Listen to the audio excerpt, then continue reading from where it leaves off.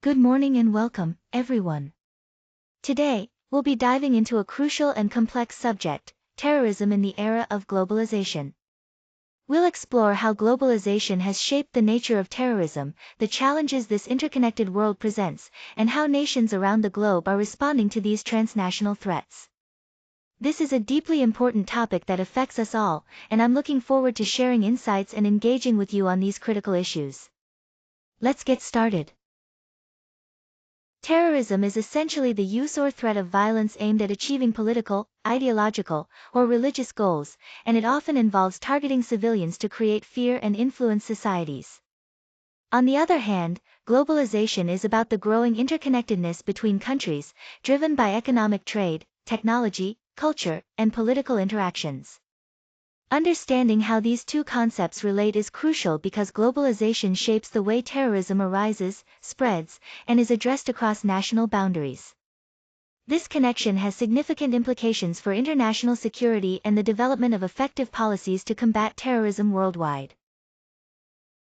Terrorism is not a new phenomenon, it has been around long before the modern era of globalization.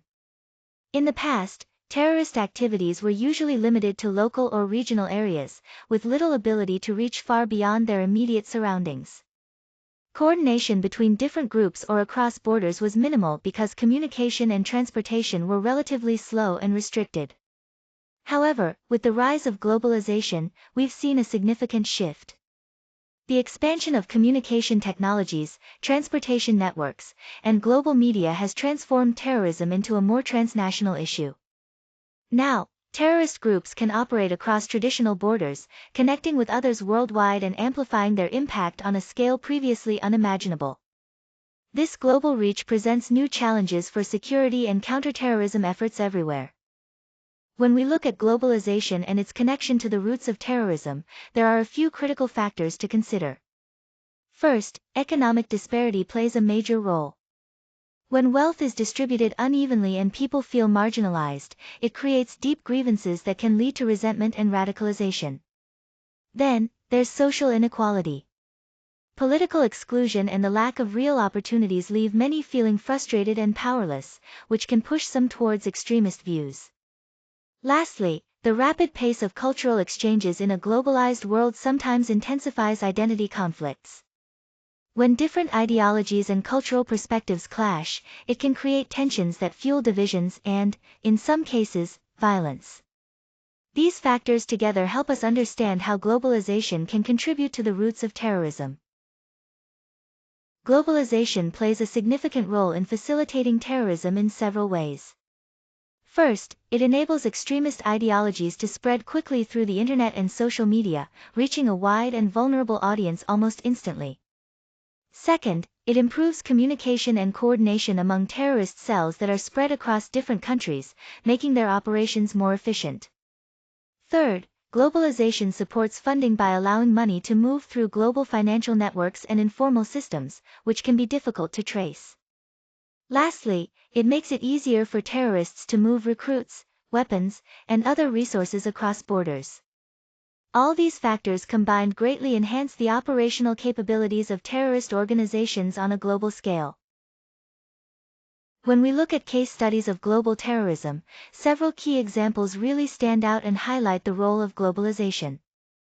First, the 9/11 attacks clearly demonstrated how a terrorist group like Al-Qaeda could coordinate complex operations on a global scale, fundamentally changing international security policies everywhere. Then, we have the rise and spread of ISIS, which took advantage of digital media and online platforms to recruit followers from around the world and to control territory in multiple countries. Beyond these, other transnational terrorist incidents across Europe, Africa, and Asia reveal how terrorism today often crosses borders and is connected by global networks and shared ideologies. These examples show us that terrorism is no longer confined to one region, but is truly a global challenge. When it comes to fighting terrorism on a global scale, international cooperation is absolutely vital. One of the key players in this effort is the United Nations, which has put forward various initiatives and resolutions aimed at creating strong counterterrorism frameworks that member countries can implement. These provide a foundation for coordinated action across borders. Another important element is multinational coalitions. These coalitions bring together military forces and law enforcement agencies from different countries to coordinate actions, whether it's disrupting terrorist networks or responding to threats more effectively. This teamwork enhances our overall ability to maintain security. In addition, intelligence sharing agreements play a crucial role.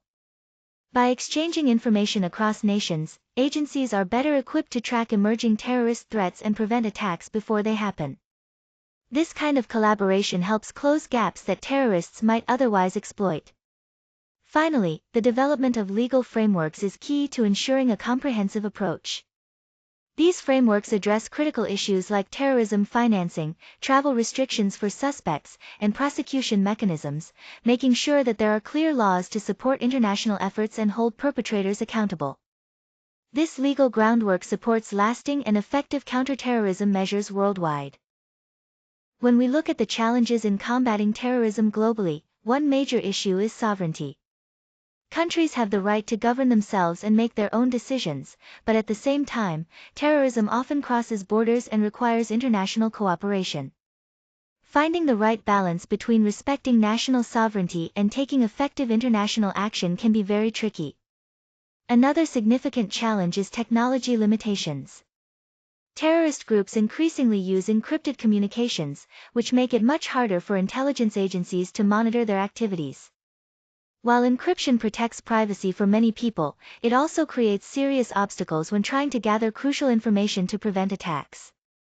Finally, political and cultural barriers play a big role. Different countries often have varying priorities and interests, and sometimes there's mistrust between nations. These differences can slow down or complicate collaboration, even when everyone wants to work together against terrorism. So, addressing these political and cultural hurdles is essential for effective global counterterrorism efforts. Looking ahead, it's clear that our future strategies must focus on several critical areas. First, preventive measures are essential. This means tackling the root causes like poverty, inequality, and radicalization, which often create fertile ground for extremist ideologies. Second, the role of global institutions cannot be overstated. Strengthening international organizations will help us better coordinate policies and responses across borders, making our efforts more unified and effective. Third, community engagement is key. By empowering local communities, we enable them to actively resist extremist influences and become the first line of defense. Finally, building resilience is crucial. We need to enhance society's ability not only to withstand terrorist acts but also to recover quickly, minimizing long-term impacts. These strategies together form a comprehensive approach for a safer future.